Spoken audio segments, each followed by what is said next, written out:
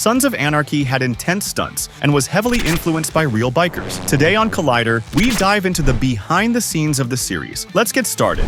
On film sets, safety is always a top priority, especially when stunts are involved. The production team of Sons of Anarchy worked hard to make sure both the main cast and stunt doubles were comfortable and safe at all times, while minor accidents like falling equipment or erratically moving set pieces were common. One of the biggest challenges faced by the crew and cast was the extreme heat. A large portion of Sons of Anarchy was filmed outdoors in the unforgiving Southern California sun, where temperatures often could soar. With long shooting hours under that scorching sun, dehydration and heat exhaustion became a serious concern. Cast members had to endure long hours in heavy, hot gear, full denim outfits, leather jackets, and boots, making the already intense heat even more unbearable. As a result, fainting became a frequent issue on set, with cast and crew members passing out due to heat-related issues. It became such a regular occurrence that the crew began jokingly calling it going timber, a playful reference to the way people would suddenly collapse like falling trees. The team took several measures to prevent heat exhaustion from becoming a major safety issue. Crew members took frequent breaks to combat the heat and were encouraged to stay hydrated. Despite the physical toll the heat took on everyone, the cast and crew remained committed to their work, pushing through the grueling conditions to bring the gritty world of Sons of Anarchy to life. Their dedication and resilience were key to the show's success, as they managed to capture the raw intensity and realism of the series without letting the extreme weather conditions slow them down. Even when things got tough on set, the crew kept going, ensuring that the production stayed on track while still delivering the high-energy action Sons of Anarchy is known for.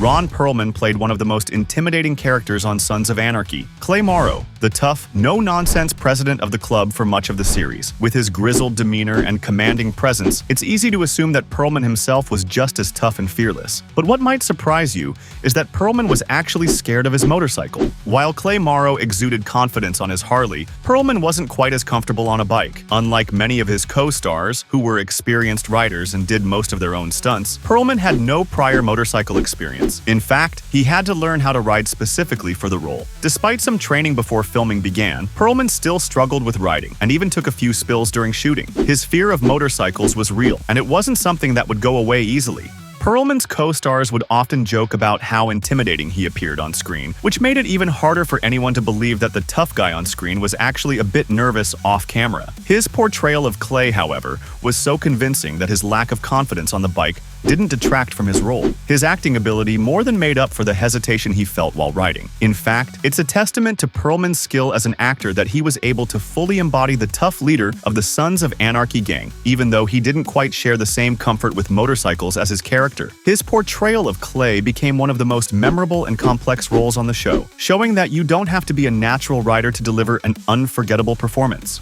If you've ever watched Sons of Anarchy, you may have noticed that Jax Teller, the show's central character, rarely wore the traditional biker boots that are often associated with the tough, rebellious image of a motorcycle gang member. Instead, Jax sported white Nike sneakers for much of the series. This wasn't just a random fashion choice. It was a carefully considered decision by actor Charlie Hunnam to make his portrayal of Jax more authentic and grounded in reality. While preparing for the role, Hunnam did extensive research into real-life motorcycle clubs and their culture. What he discovered was that, contrary to the stereotypical image of the hardcore biker, many club members opted for comfortable sneakers instead of heavy, bulky boots. Biker life isn't always as glamorous or hardcore as movies and TV shows often depict, and Hunnam wanted to make sure his character reflected that. With this in mind, he approached the costume department and worked closely with them to select a pair of white Nikes that would suit Jax's practical, down-to-earth personality. The choice of white sneakers became a defining element of Jax's style, setting him apart from other characters on the show. It also helped highlight his unique character traits. He was the anti-hero with a strong sense of individuality. The Nikes became so iconic that they remained a central part of Jax's look throughout the series, until, of course, they got stained with blood during the show's many intense moments. Once the sneakers were too worn and bloodstained to keep, Jax transitioned to a more traditional pair of boots, marking a subtle but significant shift in his character's journey. Hunnam's dedication to authenticity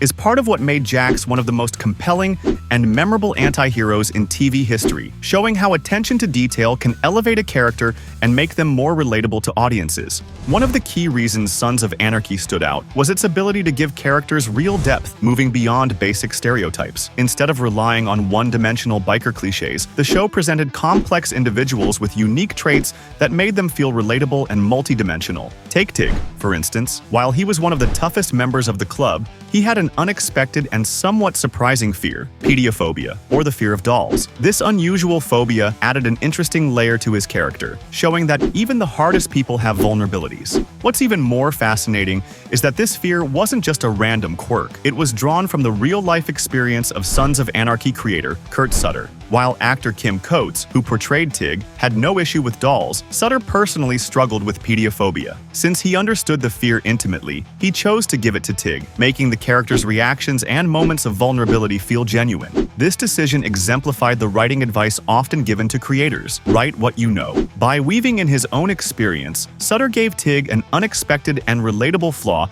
that made the character even more memorable. Tig's fear of dolls became one of those unique character traits that added depth to his persona, reinforcing the show's ability to blend tough, gritty realism with surprising moments of humanity. Through such personal touches, Sons of Anarchy allowed its characters to break free from typical tropes, making them more complex and ultimately more engaging for viewers.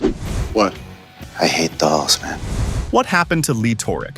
His unexpected death in Sons of Anarchy Season 6 came as a shock, especially since his character seemed to have so much potential. It felt like Toric was being built up as a major antagonist, so why was he written off so abruptly? In reality, his death wasn't part of the original plan. Actor Donald Logue, who portrayed Toric, was balancing multiple projects at the time. While he loved the role and was eager to continue, production for Vikings began earlier than expected, leading to a scheduling conflict. Logue had to leave Sons of Anarchy to take on the role of King Toric in Vikings. Interestingly, Toric's character was always meant to die later in the season, so his early exit didn't create a major disruption to the storyline. That will make the time you have left here very comfortable. However, for fans, his sudden death still came as a surprise, especially given how much the character had yet to contribute. Despite his abrupt departure from the show, Logue's career continued to flourish. He went on to star in Gotham as Harvey Bullock and Law & Order, proving that his exit from Sons of Anarchy was just the beginning of even bigger opportunities. In the end, it worked out well for both Logue and the character of Lee Toric, though fans will always remember the shock of his early demise.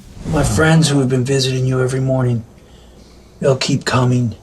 Behind the scenes of Sons of Anarchy, the dedication, authenticity, and passion of the cast and crew made the show exceptional. From personal touches in the characters to overcoming real challenges, these efforts created a unique and unforgettable series, proving that it's much more than just a gritty drama. Thanks for watching Collider. See you next time.